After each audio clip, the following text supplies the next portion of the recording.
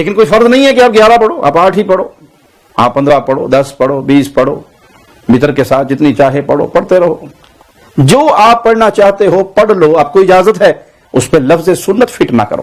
ہاں لفظ سنت وہیں پہ لگے گا جہاں پہ رسول اللہ صلی اللہ علیہ وسلم کی سنت سے جو چیز ثابت ہوگی، وہ آپ نے رمضان یا غیر رمضان میں 8 رکعت سے زیادہ نہیں پڑھی۔ اب میں تھوڑی سی اس چیز کی وضاحت کرنا چاہتا ہوں کہ اگرچہ ہماری اصل دلیل 20 پر اجماع صحابہ ہے، لیکن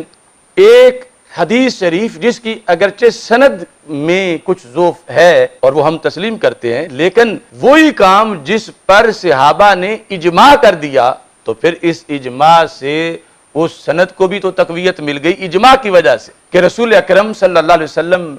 خود کتنی پڑھا کرتے تھے اور کتنی پڑھائی۔ اس سلسلہ کے اندر میں اس وقت 4 کتابوں سے یہ حوالہ پیش کر رہا ہوں۔ سنن کبریٰ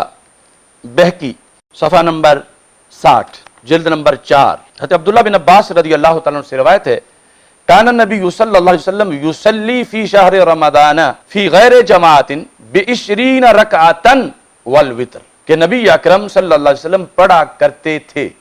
یعنی ماضی استمراری، رمضان میں، رمضان کے علاوہ بات نہیں، یعنی یہ نکال دی بات تہجد والی، چونکہ وہ تو رمضان کے علاوہ میں بھی ہے، اور ایسے ہی قیام اللیل، یہ ہے قیام رمضان یعنی تراویح۔ تو نبی اکرم صلی اللہ علیہ وسلم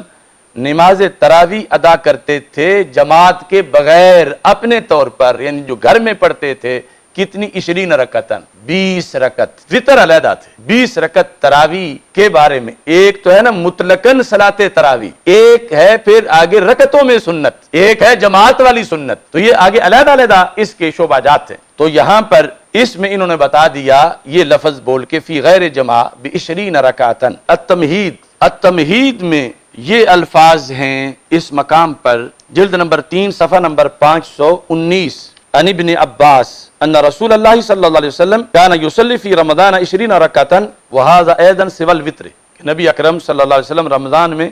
20 رکعت پڑھتے تھے وطر کے سوا، یعنی یہاں علیحدہ پڑھنے کی ذکر نہیں ہے، یعنی مطلقاً خواہ جماعت تھی یا جماعت کے علاوہ، یہ ذکر کیا گیا تمہید میں۔ مصنف ابن ابی شیبہ جلد نمبر 5 کے اندر اس کو 225 نمبر صفحہ پہ ذکر کیا گیا، عن ابن عباس رضی اللہ تعالیٰ عنہما ان رسول اللہ صلی اللہ علیہ وسلم کان یصلی فی رمضان 20 رکعۃ والوتر، کہ نبی اکرم صلی اللہ علیہ وسلم 20 رکعت ادا کرتے تھے اور 7 وطر۔ تو یہ تراویح 20 رکعت کے لحاظ سے فقہ الائمۃ الاربعہ من صحیح البخاری، یہ بھی بڑی اہم کتاب ہے اس موضوع پر کہ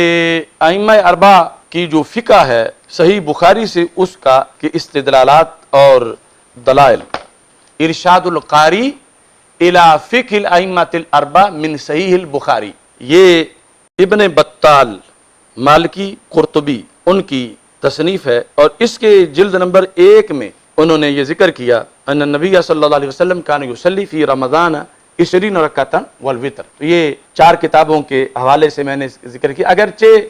ہماری 20 پر اصل دلیل اجماع صحابہ ہے، چونکہ آج جو تراویح پڑھی جا رہی ہے باجماعت، اس باجماعت کے بانی حضرت عمر رضی اللہ تعالیٰ عنہ ہیں، اور یہ ہمارا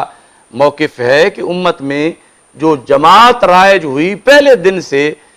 امت کی روزانہ جماعت کے لحاظ سے، تو تراویح 20 ہی تھی، اور آج تک اللہ کے فضل سے 20 ہے۔